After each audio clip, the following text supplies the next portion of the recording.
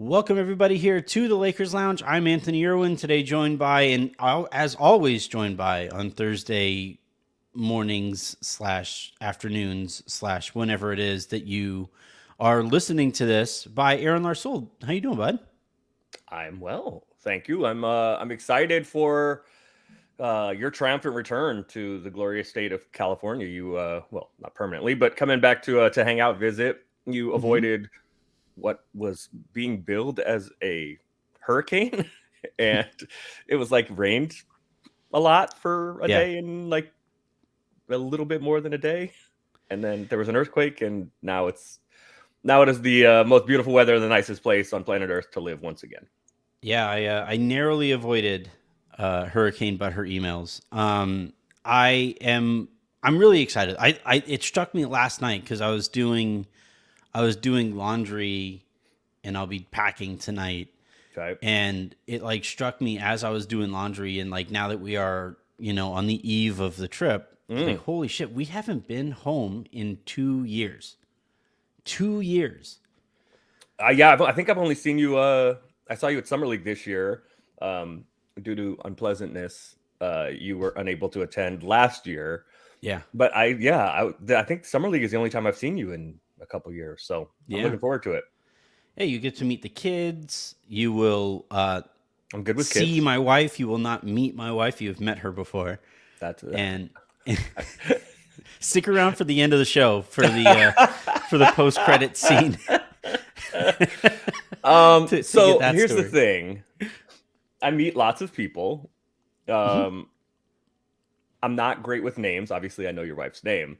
Yeah. Um, but yeah, I It was you'll it's hear it. You'll hear it. legitimately 4 or 5 years ago, and you saw her. I would say for about an hour tops. So Okay. that was Well, it. so this is why. So I meet lots of people, especially at basketball games, um, and I always say nice to see you, especially like back in the rooms. This happened to me the other day. I was at True's little boy Riggs, his youngest birthday party, and like we were out on the beach, and was like meeting the South Bay moms and dads, and the True's family friends, and then the kids that Riggs is friends with, their parents, and this kid goes to school with this kid and this mom and whatever.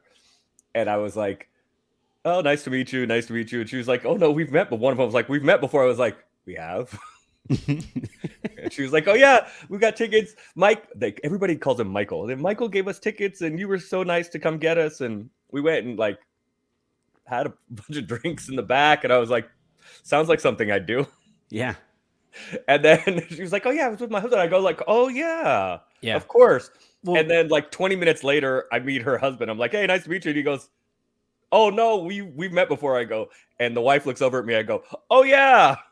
So I have to train myself to be like, "Hey, nice to see you," yeah. because All right. that works for meeting you, or I've met you before. You're running into the same problem I had in college, where you meet so many people at parties, and like I met so many people at parties that I would wind up introducing myself to this person or to person X 3 or 4 times, because Mhm.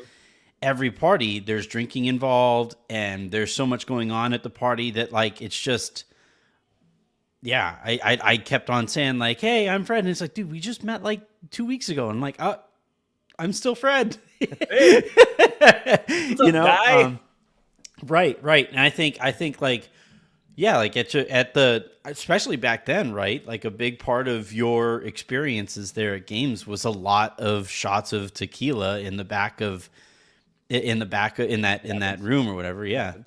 It happens. And like, you do enough of that and you see somebody, and it's not necessarily going to register in your brain in the same way that would if you like Yeah. intended. This was like a chance. Like, I think I just messaged you, like, hey, I'm at the game, do you have plans for after the game? And you were like, no, let's go Let's get get a it. drink. Let's get Yeah. it. Yeah. And then we met at the Yard House. It's like right there in LA Live, and that was it. But Yeah, anyway, it's an interesting story. So I'm looking forward to seeing your lovely wife again and and meeting my meeting children. your children My because I children. Yeah. definitely haven't done that. That I have Neither not. were around 4 or Correct. 5 years ago. That I'm certain. Those are two humans Actually, it was like I've never met before. this is like 6 years ago. Actually, now that I think about it. Oof. Okay, Yeah. then it's definitely could have been. It definitely. Well, Stick around for listen. the end of the Yeah, show, and you'll it find out who definitely. that might have been. Yeah. Today's show, we are going to talk about the Lakers minutes before you and I started recording. Sent out an email to me personally to say that they are unveiling. When did you Kobe. start that bit, by the way? It's like forever ago. All right. So Sean Hyken, who covers the Blazers, he's been on the show, and he has a bit where like the NBA sends out their messages, and you'll see all of the national NBA reporters, say that the league says blah blah blah blah blah, and so he'll say, "Yep, I also got that email," and he'll just like he'll move along, Okay. and I tweaked a little bit to say that the Lakers emailed me personally to announce it, blah, blah, blah, blah, blah, blah. I mean, so I guess they this do. was like 3 years ago, I would say. I don't get those emails. So You probably send those emails. Are whatever list you're on, I don't get those emails. I do get the ones the Lakers media relations, their Twitter feed. They're like protected, locked Twitter feed. That one, those I get tweets. So they tweet me personally, along with several hundred. Well, I don't know how many people it is, but I don't get those emails. You're fancy. I don't get those emails. So I do not send those. I do not send those emails. The best is when people take it seriously and be like, "What are you talking about?" There's not a Anyway. That's one of the problems with what is it called now? X, I guess, is what it's called. That's there's not a lot of nuance there, and there's not a lot of room for sarcasm. People, even that's just online. People's sarcasm detector. Sarcasm is much more difficult in the written word as opposed to the spoken word. It's much more difficult to convey that nuance and sarcasm when you have however many characters you have on. Yeah. You know what? Fuck it. Twitter. I'm calling. Yeah, I just think my mama named him. My mama named him Clay. I'm gonna call him Clay. I just think there are people who live sad lives and don't get humor. But anyway, we will move on though, and I want to talk about the Kobe statue, the date that it's being unveiled, and the meaning behind all of it. We could talk about like which moments we think should be immortalized as that statue. At 8:24 this morning, I missed out on a bunch of shoes. Took a bunch of L's. Yeah. We could talk about I could talk about that too. So we'll talk about all of that. James Harden was fined by the league. The NBA, the NBPA is actually going to combat the fine or whatever to make it so that is a little bit less money coming out of his pocket. There's a lot to that. There's a lot of meat on that bone that I want to discuss and get to the reaction to it, the precedent potentially set, all of that good stuff. And then at the very end of the show, and we will tell you when this happens. Aaron and I, because it's August and because we have interests outside of basketball. I don't. We do. We are going to talk about Ahsoka. The first 2 episodes aired earlier this week, and will continue to air for the next few weeks. And then I also want to talk about Winning Time, all right, which is 3 or 4 episodes into its run this season too. So all right, let's get it. We are going to talk about the TV actual basketball stuff. We'll put the actual basketball stuff to bed quickly here. Let's get to the TV. Well, I tell you what, we will, because Winning Time still has to do with the Lakers, so I think Lakers fans are going to be interested in that. So we'll talk about Winning Time first, and then we'll throw to the nerdy Star Wars stuff at the very, very, very end. All right, so that is going to be how this show flows out. That's at least the plan. You never know. But let's start with Kobe. The Lakers, at 8:24 this morning, announced on Kobe Day. Right, today is 8:24. So interesting. His birthday is 8/23, yesterday. And we call today Kobe Day. Yeah.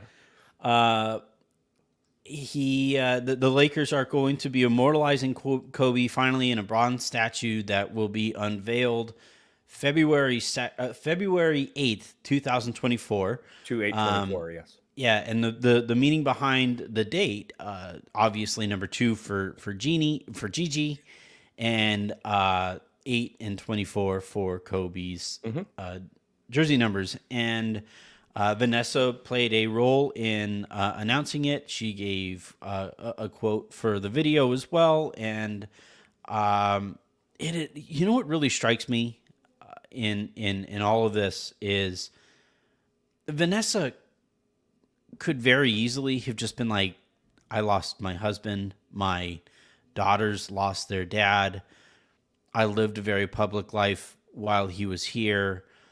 We would like to kind of fade into the background a little bit more. But no, she, I mean, frankly, heroically spoke at his memorial after he passed, and has ever since been front and center for any Kobe-centric moment, even non-Kobe centric, right? She was there to congratulate Pau as well, for his recent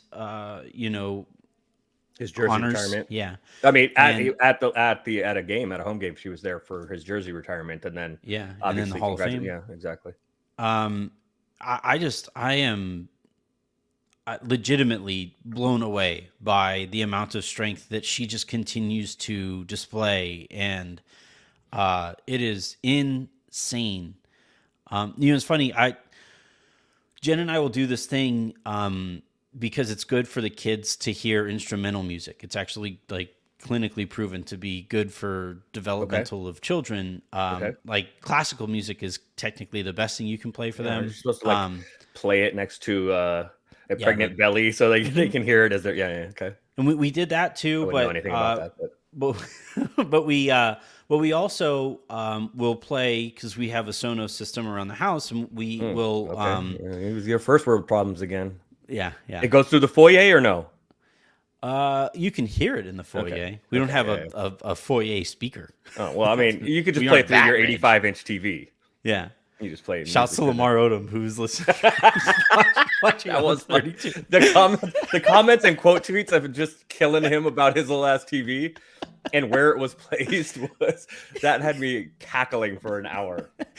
My number one rule buy a is new TV. My number one rule. Yeah, you got bullied into getting my number one rule for Twitter is every day there's a main character on Twitter, and you never want to be Twitter's main character. Yep.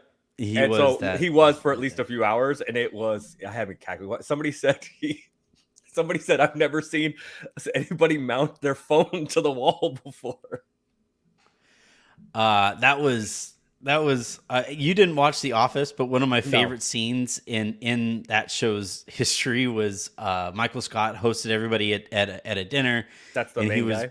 Yeah, Steve Carell, and he's hosting everybody there at the dinner, and he is showing off his flat screen TV that he mounted on the wall. And it's just like people who are watching it, I would imagine, are laughing in their cars right now. But his flat screen that he's showing off is like a 25-inch flat screen TV. Also, why was it so high? Maybe it was the angle, but why? It's because like people who have fireplaces. People who have fireplaces, like we have a fireplace, and I chose not to mount a TV over the fireplace because fireplaces are high. Like the mantle can mantles. Yeah, and like you wind up just like staring off into the distance. Like it's just you break your neck watching TV. 50-foot ceiling because the angle of how he took that picture was off. Oh, that was good. There's no decor on the wall, but anyway, it was nothing. But so back to the reason we were talking about this. So we play. There's a playlist on Spotify that is covers of all kinds of songs with like either via piano or guitar or whatever. It's nice calming music that we have playing in the house that you would normally hear in an elevator. Yeah, kind of. I mean, it's better than classical / jazz version of. I always think of elevator music with like a saxophone. Okay. Like Coast 103.5's music, like just like always was just. I fuck with Kenny G. Yeah. Songbird, that one song, I fuck with that. But. So. But yeah, like anyway, the Beyonce's Halo came on, and I was talking, Beyonce's to Jen. Halo just without Beyonce. So Halo came on, and I was like, man, didn't she sing? I think she sang this at Kobe's memorial, and Jim was like, She I did. think she did something She did. else, and I and think she she did. said, well, I'm pretty sure Alicia Keys played She did. Moonlight Sonata, and I was like, I think both things happened actually. I think that's true, Mm-hmm. and and so I wound up like I just Googled Beyonce, Halo, Kobe Bryant funeral, and yeah, like the video popped up when we were watching it, and I like Yep. broke down. Like I was just like you sitting there at the dinner table. Miles is on this side, Avery's on the other side. We're all eating. We had like a crab dinner, and Avery has like crab in her hair. It was like a scene.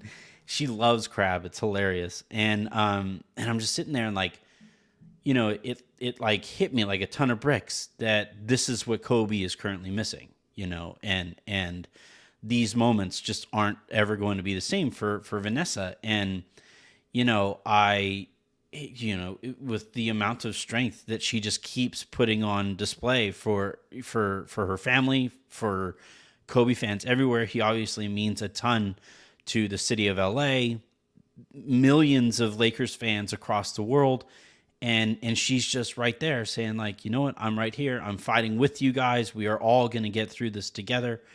And it is incredible. So we'll talk about which moments we think it should immortalize, but I do really feel like today's conversation had to start with on this topic, what an incredible woman Vanessa Yeah. Bryant is. Um. Yeah. Can I just co-sign what you just said? Deal. Um. I.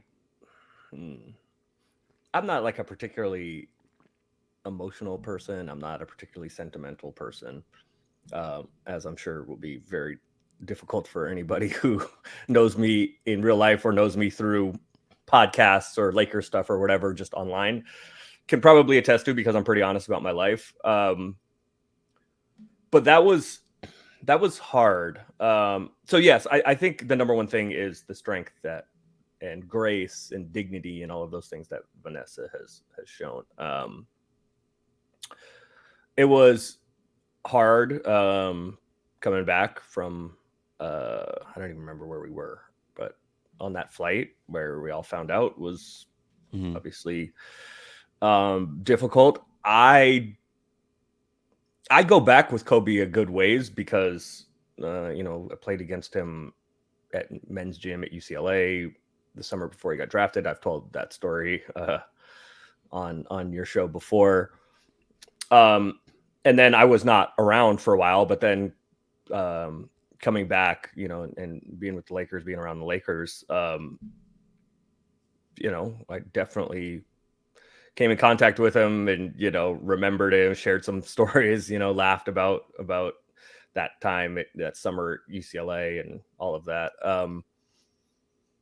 I actually last night was, everybody was posting, all their happy birthday stuff. And so I randomly went into my Google Photos back to the day of, because somebody posted something that reminded me of Kobe Day, when he got both of his jerseys retired. And so I went back and kind of looked at my pictures and videos of that. And yeah, I mean, like, I don't have the emotional connection to him because I didn't grow up in LA. And as you said, I didn't grow up a Lakers fan, but he kind of is part of the fabric of LA. Yeah. And so I didn't have like that emotional connection to him, but he knew who I was or am. And we had a friendly relationship. And so, but going back and looking at those videos, there was a party on Kobe Day when his jersey retired upstairs. And Shaq, it was like a little tiny room, and Shaq DJ'd, and Kendrick Lamar did a couple songs, and there was like, I don't know, like 100 people in there or something like that. And watching Kobe walk around and kind of, give everybody time and talk to everybody was, yeah, it was he was, when he wanted to be, he was very good at that sort of thing. And it also, I remembered the last time I saw him was the last game that he and Gigi were there at Mm-hmm. you know, the game where he's famously talking shit to Luka. I think it was it New Year's Eve? I think it was New Year's Eve. It was either the 30th or the 31st, but he's in there, like you see all the pictures. He's there in the orange WNBA hoodie. Yeah. And so I got to like spend a few moments with him. He was like sitting right in front of me, so I got to spend a few moments with him at that game. And so I just kind of think of that, and then how difficult it was, the games that were canceled right after, and then the first game back was against the Blazers, the first home game. The Lakers were supposed to play the Clippers, and just didn't happen. I think it was the 26th, I think, when the accident was, and it was either the 27th or 28th. The Lakers were supposed to play the Clippers, and just didn't happen. And then the 30th or maybe 31st was a home game against the Blazers, and that's when, you know, LeBron kind of famously had his speech. And it just, like, I'm always struck by how much he means to not just Los Angeles and not just the Lakers, but basketball in general. And so for me, it was less personal about him specifically, but I was having a real hard time because there's lots of people around the Lakers that I love that, you know, really loved him. And so I was feeling for them and I'm still struck by like what he means, because like he's the one, you know, people will say like, oh, so-and-so is your favorite rapper's favorite rapper. Like, Yeah. Kobe is your favorite like player's favorite your player. favorite NBA player's favorite NBA player. Yeah. And so I'm just like struck that and how much he means to basketball, right? That and the loss of that, the loss of, and because he had become really good about, you know, trying to bring up the next group of guys and sharing his wisdom. And this was the case also like before he passed away. Like, you know how sometimes, you know, somebody passes away and, you know, they get eulogized and right. And you're much more popular after. Yeah. Yeah. But no, like while he was around, you would talk to NBA players and they would all say, you know, insane things about Kobe and how much he means to them. There are so many NBA players that watching him. So I completely disagree with this. But again, there are so many NBA players, and like, look, these are the guys that do it. So we shouldn't. I mean, I think what they have to say, I disagree, but I think what they have to say is like important and interesting and informative. There are lots of guys that have Kobe like number 2 all time. Yeah. And most of them have him in their top 3, top 5 at worst. Right. And that, like, if the guys that are doing that tell you that, and so many of the guys who are doing and it's not, these are not isolated incidents. No. Like, this isn't, There are people that have him ahead of Jordan. There are NBA players that are like, Kobe's number 1. That's it. Phil used to say that he thought Kobe would beat Michael one-on-one if they played one-on-one. I personally have I have Kobe in the, you know, 7 to 10 range, personally, but I like this you. This is the topic I get the most. This is the topic that makes my mentions the worst. That I get the most hate messages. Yeah. But I have Kobe a little lower than that. But well, you know, you're wrong about a lot of stuff. That I can be. But I like, it's so many, and not just like the Quinn Cooks of the world, right? Quinn Cook is like a huge Kobe fan, right? He was absolutely leveled and devastated. He was out there in his for him. attire. It was like literally like he lost a family member. Yeah, yeah, and you know, he's going to have Kobe higher than most on his all-time list, right? And it's not just, but it's not just like the role players or it is great basketball players, and a lot of them, I would say the vast majority of this generation and the generation immediately after Kobe, saying, yeah, Kobe's top 5, top 3, maybe even. Yes. And it's so many people that it can't be ignored. I I agree. honestly wonder I if agree. I honestly wonder if it should be taken into account when talking about the greatest ever, right? So Is I like think it should what again. is the Yeah. disconnect? I know a lot of people go like, well, the inefficiency Yes. and you know the lows that the Lakers hit while he was there, and the whole thing with Shaq and all of that stuff, and how differently do we look at Kobe because of the you know he was able to play with Shaq and what those guys were able to do together, blah blah blah. Like I don't know. I'm fascinated by the disconnect between, especially the analytic community and Kobe, where you know for a long time it was like, you know, Harden's having a higher peak than Kobe ever had, and it's like, yeah, but only if you don't care about winning at all. No, Like no, only no, no, no, no, no, no, no, no, no, no, no, no. Only if you don't care about defense at all. See, this is winning, again, he didn't again, win you're shit. again, you're dragging me into this, and this is I'm gonna get yelled at on Twitter or X or Twitter, whatever. I'll get yelled at on X. I don't want to get It's yelled at. You Twitter. know, yeah, It will always be it'll always be Twitter. Twitter. Yeah. But again, because I said on your show that Harden was a better offensive player than Kobe, I don't know what, a couple weeks ago, maybe last week or 2 weeks ago, I don't know, and I got yelled at. He is a better player. Offensive player, sorry. He's not a better player than Kobe. He is a better offensive player than Disagree. Kobe. You're wrong. I disagree. But again, I'm not wrong. No, you're wrong. You're wrong. It's a subjective thing. There's no such thing as like objective, like kind of. at that kind no. of. I mean, we have empirical evidence of offense. Also, we have offense. Aaron, for a long time we thought PER was this grand statement on this stuff, and then eventually we got more on what? On like efficiency and Oh, it ability. is, but it doesn't. But PER has nothing to do with defense. Just doesn't include defense. But what I'm saying though is that, like, you know, if you were to say like, all right, which player, if we're talking about like which player is better offensively, and somebody would have a higher PER than the other one, at one time that was like the extent of the analytical movement. Yes, correct. That was the catch-all metric. Yes. And then we realized, actually, this isn't very good. Nope, like, not particularly. Right, and what I'm saying is, like, it got John Hollinger. It got John Hollinger a bunch of money from ESPN and into the so Grizzlies many front jobs. office.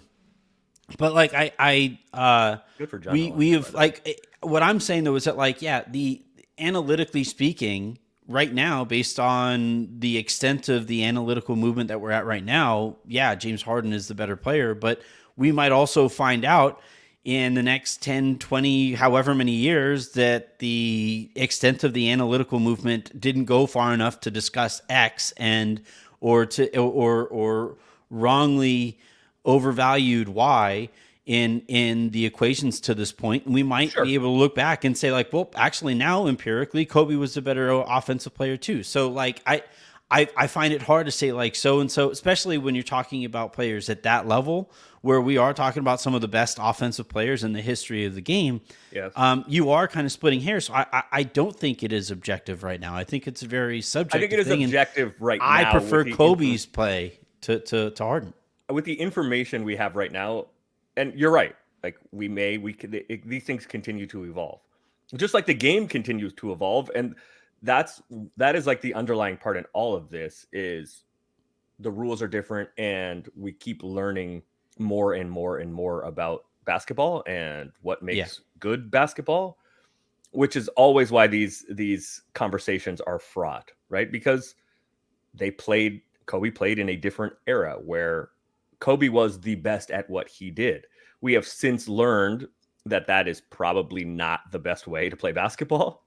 Or now, could Kobe have done what James... I wouldn't say best, but like not necessarily the most efficient way of playing. Yeah. Basketball. Okay. Right. Offense. Don't you want offense to be efficient? No, not necessarily. Okay. All right, if you don't want offense to be efficient, then here's a case. There's no more to talk about. Here's an example. Okay.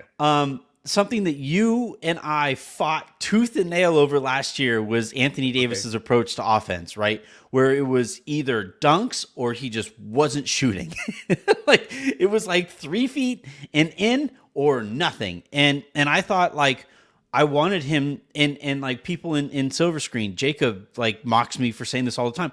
I wanted AD to shoot a 3 a game, even if he was missing, because I wanted defenses to think that he was still confidently a threat from out there. And would that have been the most efficient, like just raw efficient approach to his offense? No, it would have made him less efficient, but I think it would have made him more effective. And I think Kobe was less efficient than Harden, but I think he was more effective than Harden as an offensive player. And certainly if you're taking defense into account, it's not even a conversation. I agree. Kobe is a far better player than Harden. I just got in trouble online, and I'm going to again, for saying that Harden's a better offensive player than Kobe. Well, but that's where it's so interesting. Is you and like you aren't wrong per se. Like you, in terms of the data that we have, the extent of the data that we have, you are right that Correct. Harden was a more efficient basketball player offensively than Kobe.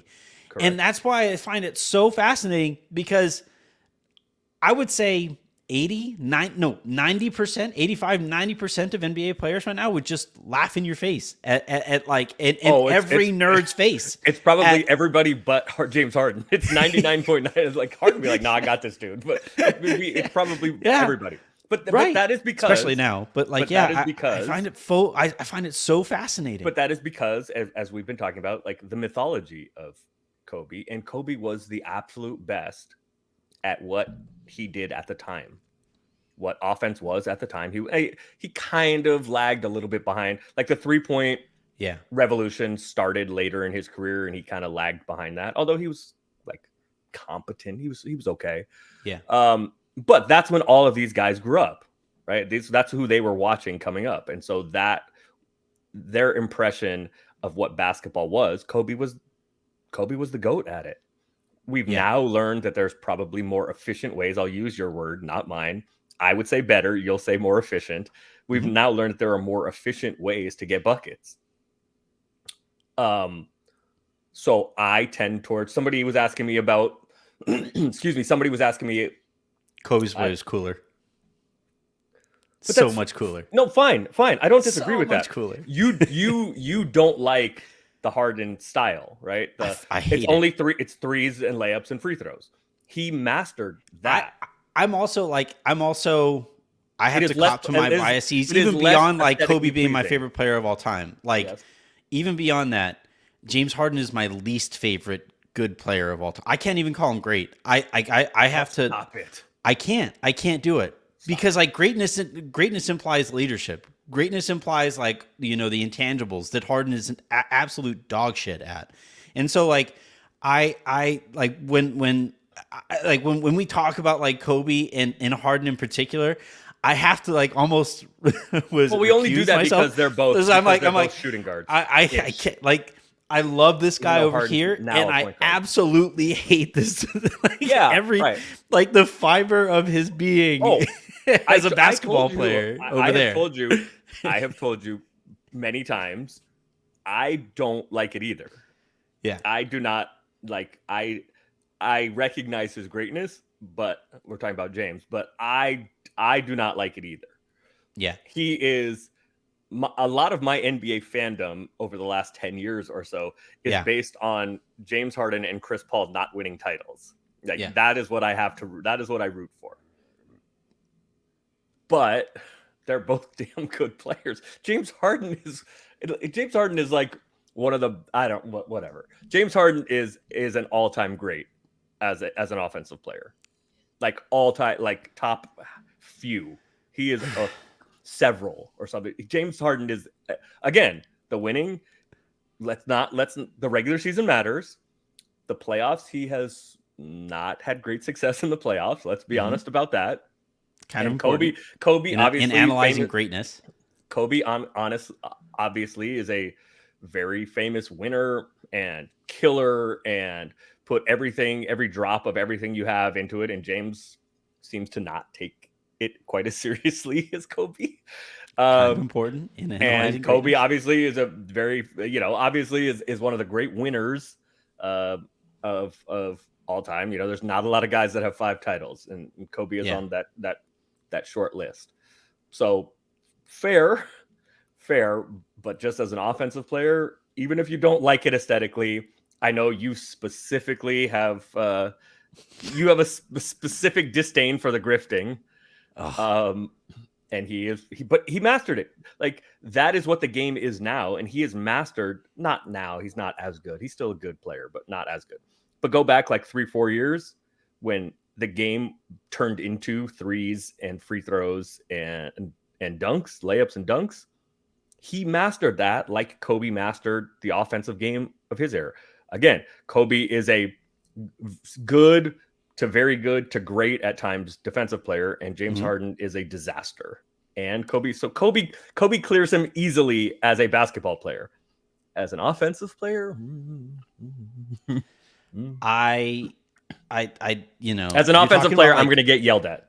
Mastery, you're talking about mastery, and like for me, Kobe mastered a beautiful brand of basketball, and James Harden mastered insurance fraud. And I just like I can't credit somebody. Man, you are so good at break checking people and getting rear-ended all the time. Like I can't find. So let me. I understand. Again, like I'll use the analogy that I used last time, where it's like, you know, you always see these, you know, uber rich people, billionaires. Oh man, he's such a shrewd business. Actually, I'm listening to Perlman's book, and that Winning Time is based off of. Showtime is the name of the book. And he was talking at the beginning of it about Jack Kent Cook, is the owner before the Bus family. The original, exactly. And you know, it's some of these quotes like, man, he was just this like shrewd business person. He was so far ahead of the curve when it came to business and business this and business that, and then like they get around to, well, yeah, but he also didn't pay anybody. Like everybody he employed was insanely underpaid, if paid at all. And it's like, that's not shrewd business to me. That's just being an asshole, you know? I mean, it's both. Well, sure. But I don't know. I personally, like the counter to that, the opposite example of that was Dr. Buss overpaying his players so that they were that much more invested in the organization that paid them as such, right? Yep. And that wound up working fine from a business perspective. I would say Dr. Buss and the Buss family are doing okay at this point, despite actually paying people. And that to me is like that. You know, that's the comparison. Jack Kent Cook is the James Harden grifter who was so shrewd as to never pay anybody a deserved salary. And Kobe was somebody to me that symbolizes everything that I love to watch for the game. There was like a beauty in it. Okay. That like, that's fair. When he would have the ball in isolation. Well, sure, but like aesthetics is part of what we watch basketball for, isn't it? Like, no, absolutely. Which is why you love Kobe and hate James. Yeah. Fine. But that's not the argument. All right, let me crystallize this. All right, so you prefer that style of basketball, which is fine. Everybody has their whatever they like better. That's fine. Kobe was a mastered his craft. We're just talking offense.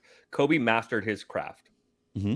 James mastered his craft in a different style, in a different era of basketball, in a different style of basketball. Yeah, and I'm saying he mastered insurance fraud. Fine. Insurance fraud is more efficient than fall away twos. Yeah, hard work in your face. Yeah, I agree. Fine. Yes, you're right. I am saying that Kobe was an A+ master, an all-time great master of what he did. James Harden is an A+ all-time master of what he does. What James Harden does, even if we don't like it, is better offense. No, it isn't. And the reason it isn't is because Kobe has the rings to speak for his offense, and Harden has zero to show for his offense. Yeah, but I mean, there is some more context than just that. I mean, sure. Kobe played against pretty good teams too in his day. No. I mean, like teammates matter, matchups matter, injuries matter. You know.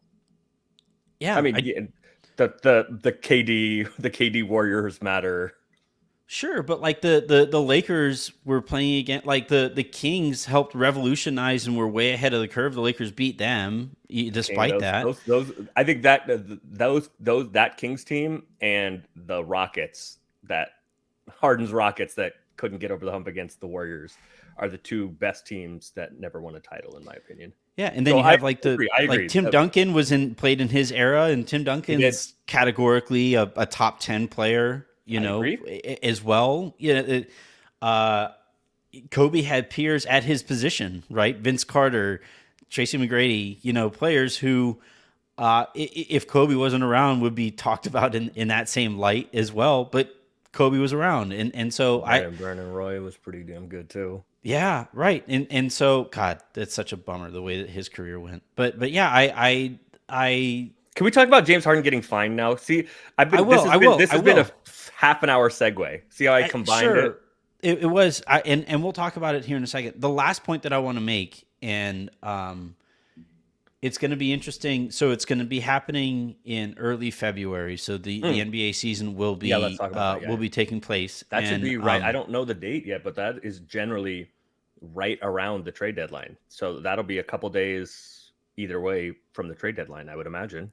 That's almost exactly when it is. Let me look. I am really curious which players make an effort to get there, because like you talked about, not only is it that Kobe meant a lot in his playing career, meant a lot to a lot of players, but you also had like the Kobe challenge, right? And in one of my favorite things that popped up after Kobe's passing was how many athletes, regardless of sport, were like, yeah, Kobe would text me and talk to me about this game, and talk to me about this, and talk to me about. Why does NBA.com not list the trade deadline as weird. A key date? Yeah. Continue. I'll keep looking. And I, you could zoom out, and you could, the day that the NBA resumed, right after Kobe passed, and there were so many players.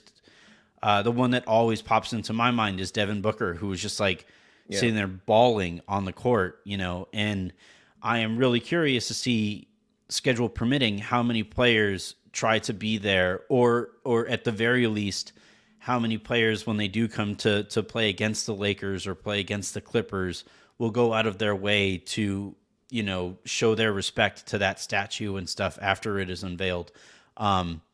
Because he means that much to the sport. I would let's head to February 9th. Yeah, the next day is oh wait, is that 20? Anyway, it doesn't matter. The trade deadline will be right there.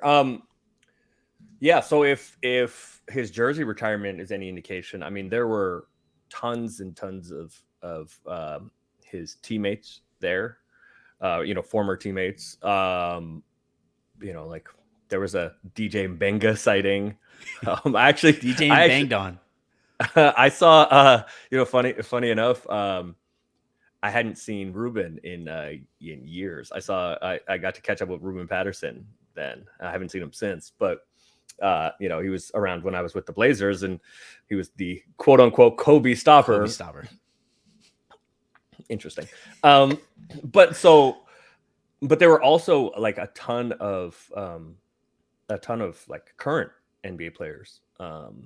So I would imagine, depending on, and there were guys that like left their team and flew for the memorial. Also, there were guys that left, like left a road trip to fly in and then would go back. So I would imagine there will be a significant NBA presence, both, Laker legends, former Kobe teammates who may not, maybe we'll get a Chris Mim sighting. And also like he'll foul the statue. Current NBA players. He's gonna fall into the statue. Those are always, and it'll be a big deal, but those are always weird games. Excuse me. Yeah. When they do this statue, because like they'll do a ceremony outside by the statue before, like the Elgin Baylor one comes to mind pretty significantly, and like they'll do a whole presentation, and sometimes there are better attended than others, shall we say? And then everybody like wanders their way into the arena after that. And I'm sure there will be. I was going to say what a awful thing for me to say. I'm sure there will be a party, for those people, the dignitaries and such. I would imagine Adam Silver will be in town. So those are always strange games, and I just looked it up, and it's against the Nuggets, which is interesting. Usually when you do your homecoming game, like in college football, your homecoming game is generally one. You invite the recruits, and you think it's somebody you got a pretty good chance to beat. It's. I mean, it has to be, right, because I'm sure the Lakers told the NBA that they wanted to have a game on 2/8/24. None of these things happened by accident. And I'm sure they want it to be a game of some significance. I assumed it would be against the Warriors or the Clippers, but is it a TNT game? I'm looking. I don't know, what day of the week is it. Let me see. I'm looking. February 2nd is a Friday. So that would mean ESPN. No, would have 8th is a Thursday. Then that's it'll be a TNT game. That's a TNT game. Yeah. Yeah. So. So it'll be it'll. And this was the other thing I wanted to say earlier. It's one of my favorite things about being associated with the Lakers is nobody does this sort of thing better than the Lakers. The spectacle of it is incredible, and it's always like first class, everything top notch, everything. Obviously, as I said, I'm sure there will be a party up in the Lexus area. And it'll be sad, and it'll be wonderful, and it'll be celebratory, and also, a little melancholy. And it's gonna be awesome. And the Lakers do this better than. Oh, you wanted to say like what the statue would be? Oh yeah, it's got to be like the one-legged fadeaway, like the turnaround fadeaway, right? It's got. Do you think it'll be a play, or do you think? Because I actually think it'd be cooler. Either the game that he so after he scored 81, right? He famously walks off the court with one finger held up. That would be a cool look. They're saying that Gigi is going to be involved too. So I also kind of wonder. Maybe you can't do the his like one-legged kind of turnaround fadeaway that he got from Jordan and perfected, and people think that should be the NBA logo, which I wouldn't be against. Yeah. I kind of wonder if it'll be the image of him and Gigi sitting there, the game that you talked about, right, where he's wearing the WNBA hoodie, or the now famous clip of him like talking Gigi through the game and all of that. I kind of wonder if that'll be it. I'd be fine with that.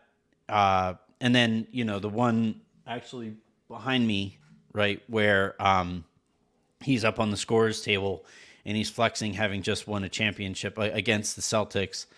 And, that sitting there at the scorers table. I don't know how you would involve Gigi there. That's if Gigi's got, and I don't know the answer to this. I can find out. But if you've heard that Gigi is going to be in it, or that Gigi is also going to be in it, then that makes it a little bit more difficult to have it be kind of some in-action basketball play, which the rest of them are, right? I don't even know what Magic's is, but like Shaq dunking, hanging on the rim. So I don't know. You almost can't go wrong with this, and it'll be a special night. There's also a clip of him like coaching Gigi through that fadeaway, like he's so I kind of wonder if that would kind of cool, where he's like showing Gigi how to do it and she's doing it there next to him. I think that would be kind of cool as well. But we'll see. And like you said, the Lakers do this really, really well. Shaq's statue was legitimately like groundbreaking. The fact that it's like hanging in the way that it does. Yeah. I love Chick's memorial, right? I was going to say, that's the only one. Well, and what is it? Bob Miller, I think, is the Kings, LA Kings broadcaster. He has a statue there. So the two of them are, obviously they're not running through layup lines on their statue, right? But so they're the two that are kind of not in action. I mean, they're in action, but their action is different. So yeah, maybe something can be done in that, like similar to that. Yeah, if and maybe it should if it's going to include Gigi. But I do like your idea of him. I don't know if you can convey him coaching her through that fadeaway in in stasis, right, in a Yeah. statue. I don't know if you can convey that, but yeah, it'll be a great night. All right, let's move on to Harden getting fined. He gets $100,000 fine from the league, the most that they could have given him. They are framing it around a public trade demand, which is illegal in the CBA, Hmm. and potential withholding of services, which is also obviously very illegal in the CBA.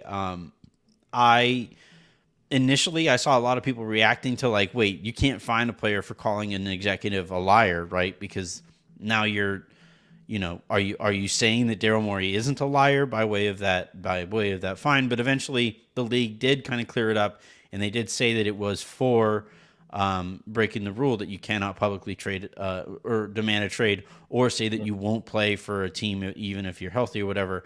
After that, like I think it made sense.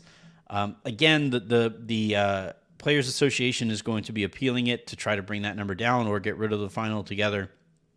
I do kind of think though that like it signaled to me, like I've found myself wondering if this is the league like putting its foot down on this extent of the player empowerment era, where not only are they demanding trades, but they are saying one team, not a list of teams, not I am working with you to get, to so that you get a decent return on my exit as well. No, I am treating my trade demand as extended free agency or a version of free agency. And I think the league has stepped in by way of this fine, the way that things went with Ben Simmons, and with their memo to Damian Lillard, that the league is stepping in and saying like, all right, this has gotten a little out of control. Yes, to all that. I mean, the league is in a rough spot here because they are having to fight against like the stuff you just talked about with Dame, and set a precedent here. James knew what he was doing, and he did it on purpose. And I think I said last week on your show, and certainly when this fine was came out on Twitter, I said that like there were two possibilities here. One is that, and again, we talked about last week that there was no follow up question to what did he lie about. Yeah. Um, the NBA in their investigation seems to have followed up with that, and there were two possibilities. One was when I opt in, they said they were going to trade me, and that's not happening. So, and that is what in the investigation the NBA came up with, or that James said, which is what he should have said, because the other possibility is worse for him, and it's worse for the Sixers, and it's worse for the league, which is probably what happened. But that possibility is if I gave money back last offseason, then they were going to make me whole and they were going to take care of me this offseason, which is circumventing the salary cap. This is just like a violation of a rule. You can't make a trade demand public, which he didn't actually do. So this is Implicitly, what, but not explicitly. Yeah. right. He said, like, I will not be a part of an organization. That's not demanding a trade. That's just saying, I mean, he could be saying, hey, 76ers, you better fire him because I won't be around. Yeah. So that is not him making a trade demand, but it is him in now private saying that he was making a trade demand. He was going to get traded and he didn't. That's best for James. If I don't believe it, but that's best for James. That's best for the league, and that's best for the 76ers. Because if the alternative is I was going to give money back and then they were going to make me whole plus give me a contract, take care of me, that's circumvention of the salary cap, which is much, much worse than to have that public is much, much worse. Of course it happens, but that's much, much worse. And they would have fined Morey for it. And then the Sixers also get in trouble. Correct. Yeah. Perhaps losing draft picks. I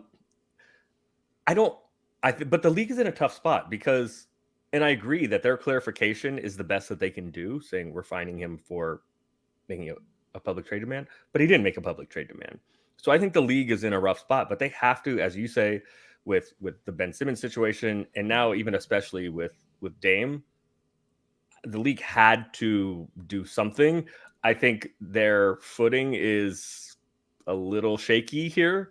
Yeah. I do expect if it goes to arbitration, I mean the Players Association is going to challenge any fine. Yeah. And they should. That's what they're there to advocate for the players, right or wrong, right? Like they're lawyers. My mom was a defense lawyer, and you'd be like, yeah, I mean, sure, most of the people here I think did it. Who cares? Like, Yeah. I'm here to advocate for my client. It's about the law, and the law says you advocate for your client. Yeah. So that's what the Players Association's function is. They have to try to advocate for their players, rightly or wrongly. That's what they're going to do. But I think they will. I think they're going to have some success here if it goes to arbitration, because, like, I think the league's footing is shaky here because he didn't publicly demand a trade. He just didn't. Like, they're finding him for that statement, but in that statement he did not publicly demand a trade. You can infer that if you want, but he didn't. So I think this is going to be fascinating. I understand the league is in a rough spot. I understand why the league did what it did.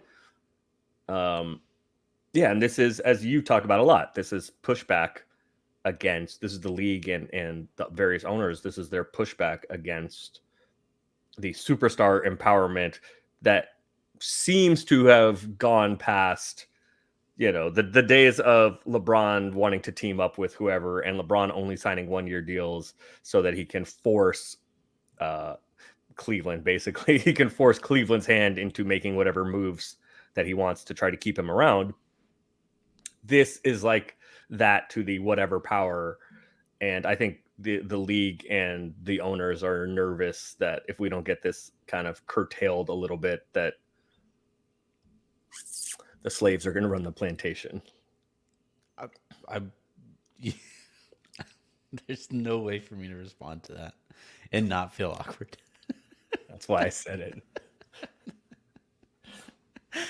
The inmates are going to run the asylum. Like what? Like, yeah. What do you want? Like there becomes a point where the ownership loses power, control over their league, right? This is not the players' league. It's the old white people's league that own the teams. And at some point, right, like the balance of power has shifted quite a bit over the last 5 to 10 years. And I think they're nervous about that. They are concerned about that. And so I think this is kind of a line in the sand that has been drawn. Yeah, I would compare it to, and I'm not infantilizing the players here, but we got Avery, or not we, my let's call it a family friend, got Avery this like tiny little karaoke machine for her birthday. And I want to see where this goes. Yeah, so she she gets this this karaoke machine, which unfortunately cannot have its volume turned down. Like, okay, whatever. Your family friend spared no expense. Just got the finest technology. Blondie, she was just like over the moon, so happy. She was just like, gave us this grin on her way out the door, like, you guys are gonna hate this gift. Like, so, but like Avery is very much my daughter in that, like, she pushes the boundaries. She wants to see, like, all right, where's the line? When's dad? When's mom gonna react? Right.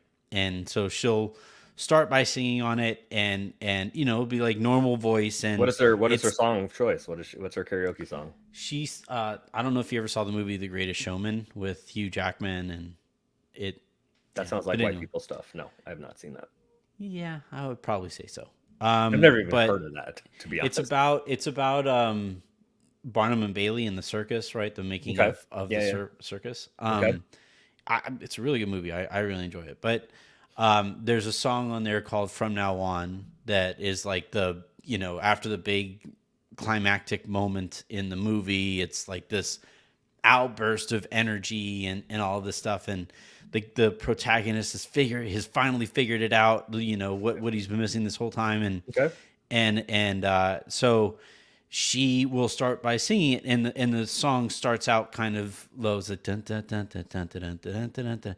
And then the chorus is like, from now, and she just like screams it. He's belting it out. From now on, and Okay. and so like I'll deal with her singing it like in a normal level. It's a loudspeaker. We put it in her room anyway, so, and she's not allowed to sing obviously when Miles is sleeping right down the hallway.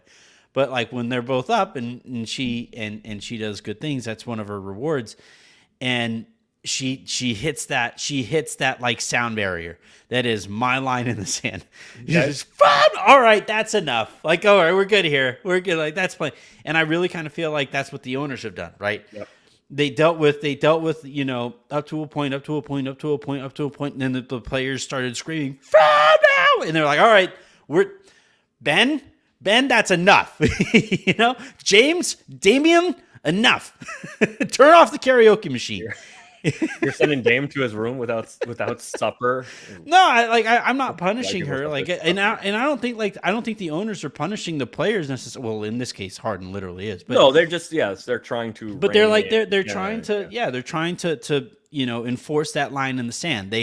Everybody has now realized the point where the owners get just uncomfortable enough to react, and the players have now seen that, and now they're all going to see. We're going to see how far back the pendulum swings, if it swings back at all, or whatever. If this is just like the new status quo, and this is where like the power structure is going to sit until the next thing happens that offsets it, whatever. But I James Harden getting traded, it doesn't matter. He's like, wherever he gets traded, it's not going to change the title implications, especially if he goes to the Clippers, because he's just like so perfectly a Clipper in that, like, never before has player and organization better, like, they're all so fraudulent, and he would be so perfectly fraudulently a Clipper that, like, I mean, look, you're not going to get me to say anything nice about the Clippers, but I mean, like, let's not lose sight of the fact that James can still hoop. Like, it would not matter at all. It would not matter even a little bit.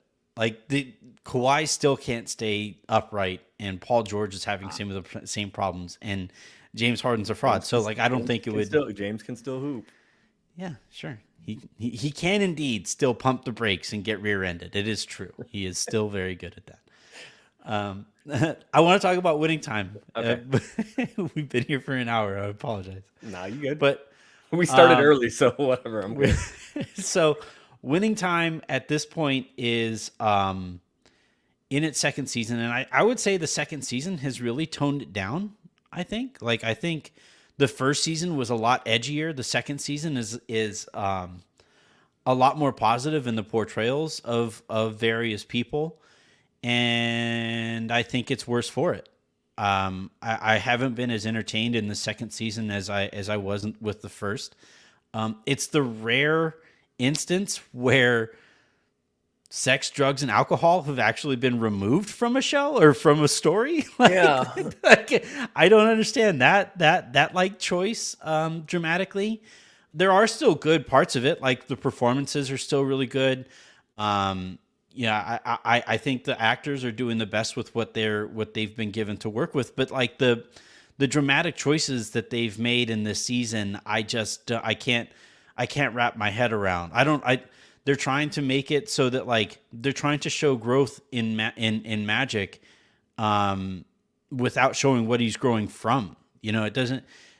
There's a line from Jeff Pearlman's book where they're talking about the sexual exploits of those Lakers, and one former teammate of Magic Johnson called Magic the biggest slut in LA back then, and it's just like, if you're gonna show Magic, like, realizing and recognizing that Cookie is a person that he needs in his life, and that she can be this steadying force, and she can be this impetus for maturity, cool. But you got to show the immaturity that he needs to grow from. And it's been really weird to me that they've really kind of lionized Magic when he wasn't like the best version of himself during this stretch of his life. So I haven't read Jeff's book or listened to it, the audiobook, as you are currently doing. Um, and Really good. and I wasn't around. Um, I mean, my father's side of the family, my dad's side of the family, was in Pasadena, so I was here, but I didn't grow up here, um, so I am not as like I'm going to use this word. It's funny. I am not as intimately familiar with these stories Hmm. um, as people that are LA natives and were around during those times. So I'm wondering if, because I agree with you, there does seem to be a shift in edginess, let's say, from season one to season two. And I am wondering if those are just dramatic choices that the writers have made for the purpose of the story, or if they have taken like, or if it's more calculated than that, I guess. Whatever pressure they felt, or Yeah. whatever people were, the people who disliked it, um, that they dislike their portrayal in it, who were very vocal about it in the first few weeks of season one, when season one was out. I'm wondering if they have succumbed to that pressure, um, or if they are just making story choices that I agree with you though, that like seem less interesting. Um, I I really enjoy it. I agree that the second season has not been as good. I don't know if that is because of some of those choices that have been made, or if this subject matter is just not as compelling as the subject matter of the first season. I also I don't watch sports movies. Documentaries I do, but like Hmm. sports movies or sports shows I generally don't watch. And it's because, especially basketball, it's because it is a story around basketball. Like without the basketball, without the on court stuff, none of this exists, and it's not interesting. And you can't show basketball without basketball players. Like actors they just Yeah. can't. And so I have this season I've been struck, because there's been I think more of it. I've been struck by kind of just how phony. And look, I've been around the NBA, like I don't know how many, a Yeah. thousand NBA games or whatever, up close with it. This has been most of my adult life has been the NBA. And a lot of my life in general has been about basketball. And I've been struck in the first whatever 3 or 4 episodes of this season, even more than last season, of just how phony the on court stuff has felt. And so that kind of pulls me out of the, being like, there's times like Magic and Dr. Bus will break the fourth wall, right? Which is like Yeah. all certain Very times be Adam like McKay. talking to the audience, Yeah. as opposed to like being in the scene. And which is fine. I think that's been kind of, whatever you think of that, I think it's been good, whether you like it or not. I think it's been done well.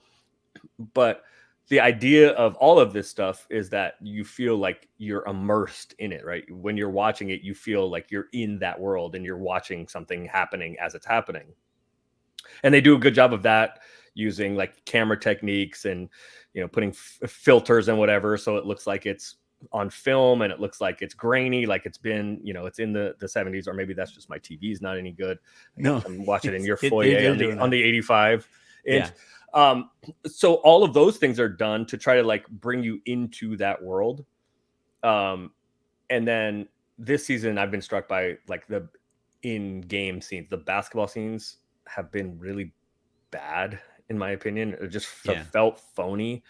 And so then that pulls me out. That makes me real recognize that it's fake, and it like pulls me out of it. Um, so I haven't really, that's been not great to me. Um, but I do agree that this season is a little bit less edgy. Um, and I do think this show is less interesting or worse off because of it. I just am not sure if that is just choices that have been made, or this subject matter isn't as compelling as the first season, or they felt some sort of pressure to kind of tone down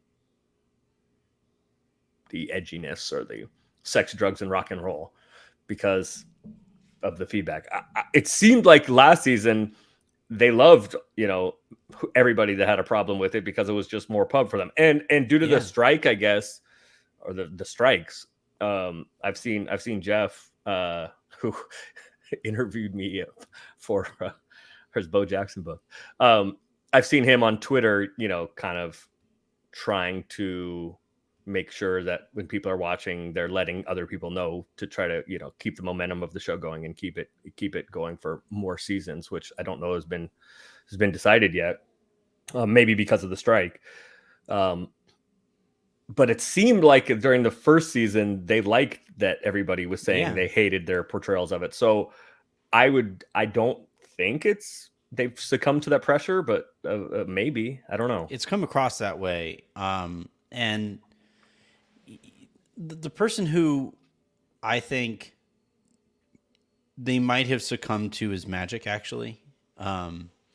Magic is like flat out one of the most powerful people in media. Like he's a billionaire. He has friends in really high places and all of that stuff. And I could see, because I think he said some stuff publicly, but I could see certainly privately them saying like, "Hey, we really need to cool it on this. I don't want this out there on me." Hilariously, right at the time that the first season was coming out, right, he just so happened to have a documentary airing for Apple, right, and the Lakers did the same kind of thing, and they were very sure to say this is the real story from the people who lived it and in their own words and stuff, and it was it's like just the latest chapter in this era of bad documentaries that we just have to live through. But like I actually thought it was well, whatever. I didn't see Magic's, I don't think, but I thought the Lakers one was good. But that's the thing though, is that like Magic in his documentary was willing to say, yeah, I treated Cookie like shit. I was not good to Cookie. And he like, kind of teared up when he was talking about it. And I'm like, if as part of his like PR-ified documentary, he's willing to go there and explicably state how he treated. Explicitly state, yes. Yeah, whatever I said. Yeah, explicitly. I don't know. Maybe he was explaining it. I don't know. Here's why. But like, here's why. Treated like shit. If he's willing to go there, and the show that is dramatized isn't, that's a bad choice in my opinion. It's just like that's just not wise. And yeah, I don't know if it's a public pressure thing. I don't know. HBO doesn't tend to like shy away from sex and stuff like that. They do not. That is not like, I don't think that's an HBO thing either. So I'm not sure what led to the choices made thus far, and maybe it'll change. But at this point, there's still half of a season, I guess, to technically go through here. So maybe things will change. But at this point, it hasn't really done it for me in the same way. And I still plan on watching it. Yeah, I think it's been good. I just agree that it has not been nearly as good as the first season. Yeah, I hope that they turn it around. I hope they continue to get seasons, because I love the idea behind it. I hope that we get, like, if they execute this properly, I hope that we get dramatized versions of a lot of these stories in sports that I think can be really compelling. But yeah, in this one regard, I did like Larry Bird given the Indiana State practice, giving him 40 in cowboy boots and jeans. Yeah, I could see it. Bird's the actor playing Bird is really, really good. The cast is fantastic. Like I really like most of the portrayals. I think the dramatic choices have left something to be desired. All right, that is going to do it though for the Lakers and basketball stuff. We are going to spend, 10 minutes or so talking about Ahsoka. So if you want to catch the story that plays at the very end of it, jump to the very end of the show, rewind a few minutes back, and where you'll hear like Aaron's first time meeting Jen as the story after the show ends. And then we're certain, right? We're certain. Yeah, but for right now, this is going to do it. We're certain I met her, right? I'm positive. Okay. Yeah. All right. It's a good story. I was driving that night, so I know that like Good story. yeah. Good story. All right, so Ahsoka. Yes. Um, I hate that I feel this way, but I don't like Rosario Dawson as I is what I Ahsoka. was gonna say. Also, I just I don't. hate that Yeah, I feel this way. I don't I either. hate I Ahsoka was like such a light character, and she, even in the face of like a brutal lifetime and being mentored by the person who would eventually become Darth Vader, like and all of the trials and tribulations that come with that, she was still like this light presence, and she had this engaging personality. And Rosario Dawson plays her like a statue. Like it's just Yep. so boring and Yep. monotone, Yep. and I don't know if she's being told to do it that way. Um, like I don't know. I want to know at what point in Star Wars' run they decided no humor ever. We are never allowed to laugh in any of these shows because or movies. The original Star Wars trilogy is hilarious in moments. It's legitimately funny Yeah, it has stuff. like little campy. Yeah. Yeah, and like at some point it became so dark, the Star Wars universe became so dark that they were just like, we are doing away with any and all humor, and the attempts at it are just going to be so hacky that it doesn't even come across as funny.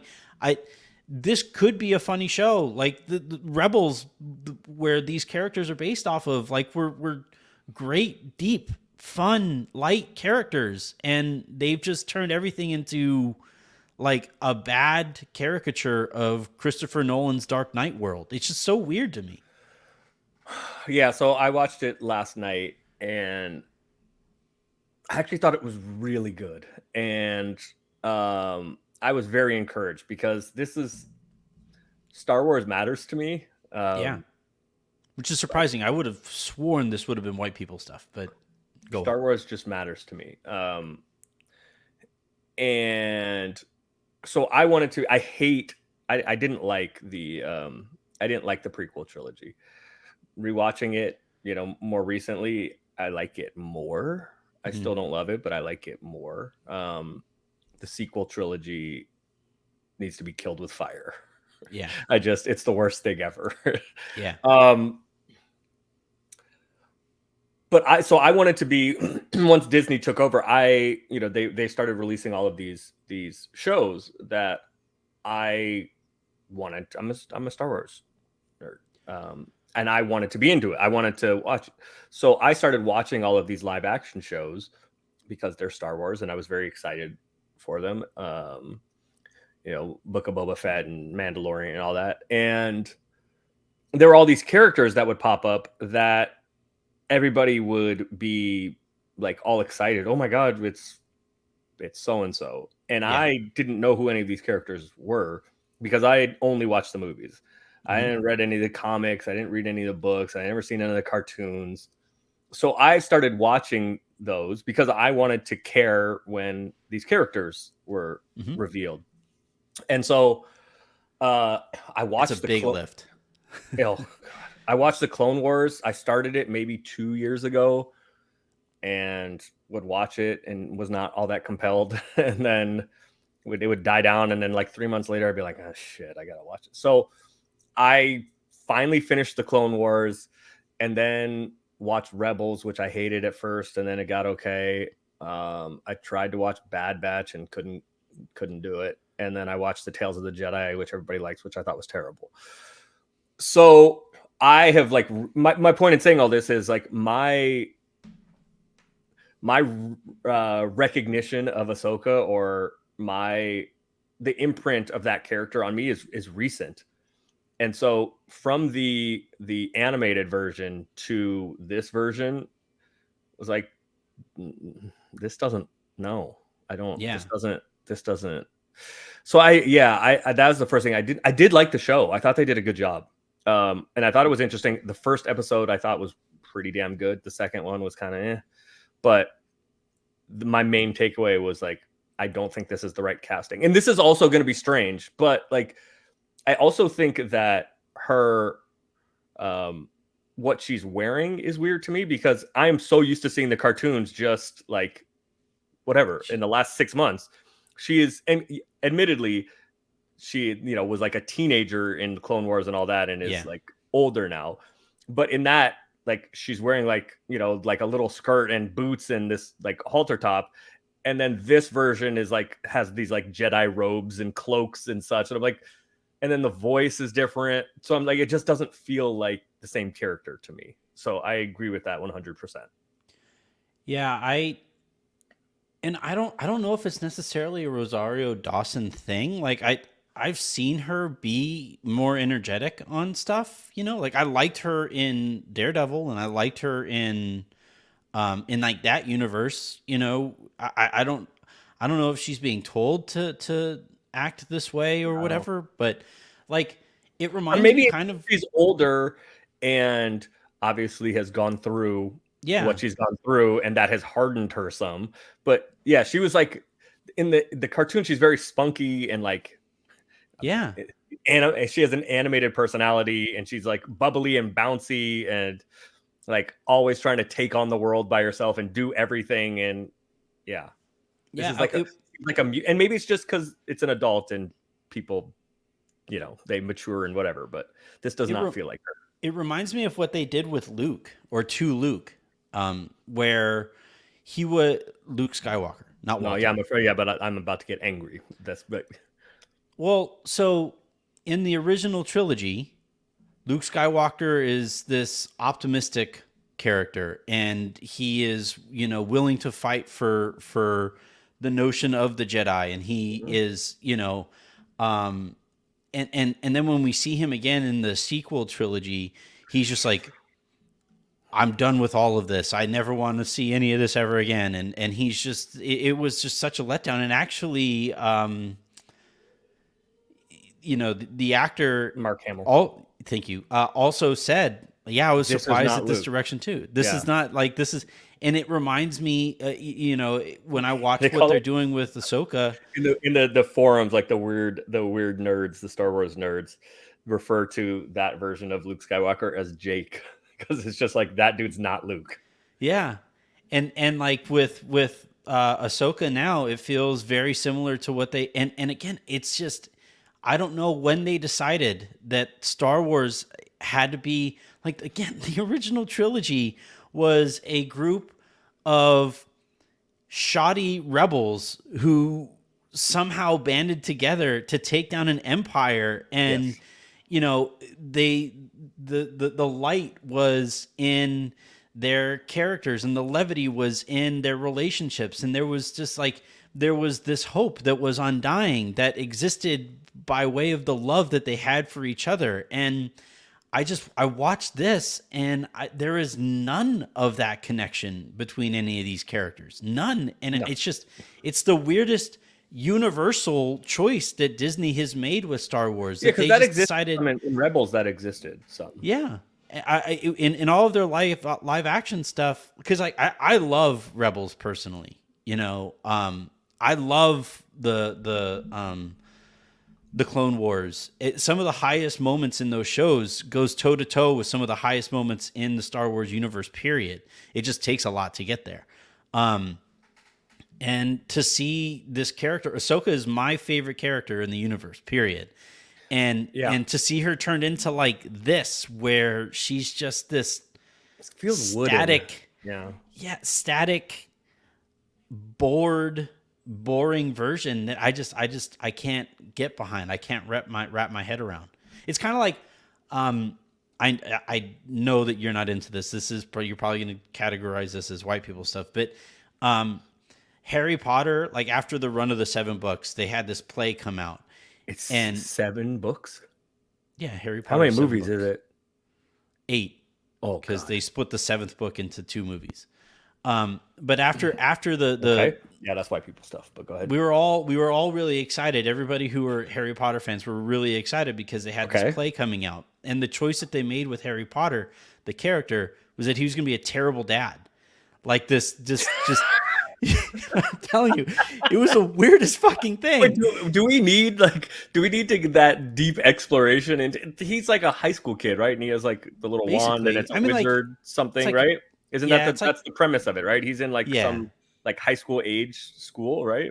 Isn't Yeah, that the like like? it takes Do you we from like high do we, school to early do adulthood. we need to Yeah. get like that deep into the character study of Harry Potter as a dad? Like that Well, so doesn't. like they fast forward all these years later and they catch back up with where the characters are at that point in their life, and for some reason Harry, famously an orphan who would have done anything whatsoever, almost anything, to see his parents again and have that relationship again, and loves the notion of family and fights for 7 books of for the notion of family and to keep that love alive. Love is the key to like the entire like beating the bad guy, the main bad guy, and like he goes through all of that, and then it's just like immediately somehow just turns into a shitty dad. Like it was just the weirdest choice But to me that it didn't coincide at all with what we knew about this what is the character. rest of this play? Is he just like going to his 9 to 5 and like coming home and ignoring his kid? Like, Yes, yeah, it's like but, like what? he's like beating, not like literally beating down, but like beating down, emotionally beating down one of his kids, and his kids like winds up going to the dark side, and then Yeah, like but why do we Harry want to has see to. Harry Potter as like a CPA just to begin with? Like what? He's technically a cop, but like What? yeah, it. What? I don't know anything So about any of this, but like yeah, I don't know that we need to like he's like a dive wizard that cop. deep into a wizard cop. Yeah, like All right, it's a thing, it's a whole thing, but like sounds like it. after going through, and it's just um it's kind of like with the sequel trilogy that came out, right? You go through this entire rebellion and they take out the empire only to like 5 years later somehow go fall back into like having to fight the empire again. Yeah, we have It's no just idea like it's how. such a weird choice, Yeah, no, that the they're sequel making trilogy there. needs to be again. It needs to be killed with fire. I literally Yeah. want them to just do it over again. Just like, oops, our bad. These are no longer canon. We'll just do it again. We'll do another sequel trilogy. Our bad. Yeah. But I look, I'm still gonna watch it. I think eventually I am they're gonna too. turn it around. But No, I think it's been better than I. So I agree with you about Ahsoka, but I think as like how it's made and the storytelling, at least in the first couple episodes, I think is probably the best thing that they've done. At least it's the best live action thing that they've done. Some of the Mandalorian was, some of the early Mandalorian stuff was all right. I liked Uh, Andor. Andor oh, was really yeah, good. that's right. Yeah, Andor's great. Kenobi is fucking terrible. That is Yeah. fucking terrible. Um, Kenobi yeah, it has this started like okay, but it dragged. They made again weird choices in the middle of there that I just didn't understand. I'm wondering if we're gonna get some like kind of weird like CGI Luke in this, because we got in the Mandalorian or Ahsoka. That was the first time I'd ever seen it. I was like, everybody got all excited. Oh, Ahsoka and Luke come together. I'm like, I don't know who this is. I don't know why I'm excited that Ahsoka, whoever this is in a forest with Luke. But I it don't know was it why. was like so sad when we got that because again, Luke was this optimistic, bright Yes. character, spunky character, and then we got this subsided, sad, mopey character, mopey Luke, and then Yeah, and then Hermit Luke yeah, who like yeah, and then we got milking alien for, yeah. for milk, blue breast milk, and like spilling it on his scruffy beard. Yeah. And throwing the And weirdly, lightsaber over. like You know what? I'm getting angry now again.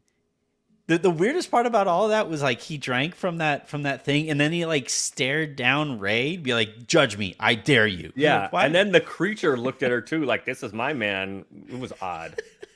It was very odd. I just Fuck that trilogy. I want because it's what's her name? Kathleen Kennedy, right? She's up out of there. She's up out of there, but She thank did she God. finally get fired because she needed to be gone. She forever been ago. needed to.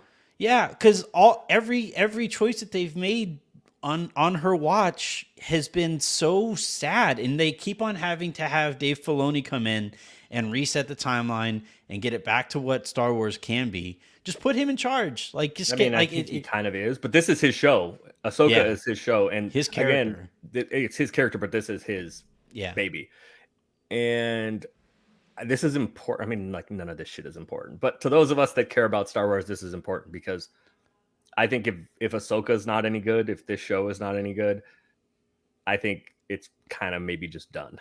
I think like Star Wars in general just maybe is done. No, I don't think it'd be done. I think it'd be a hard reset.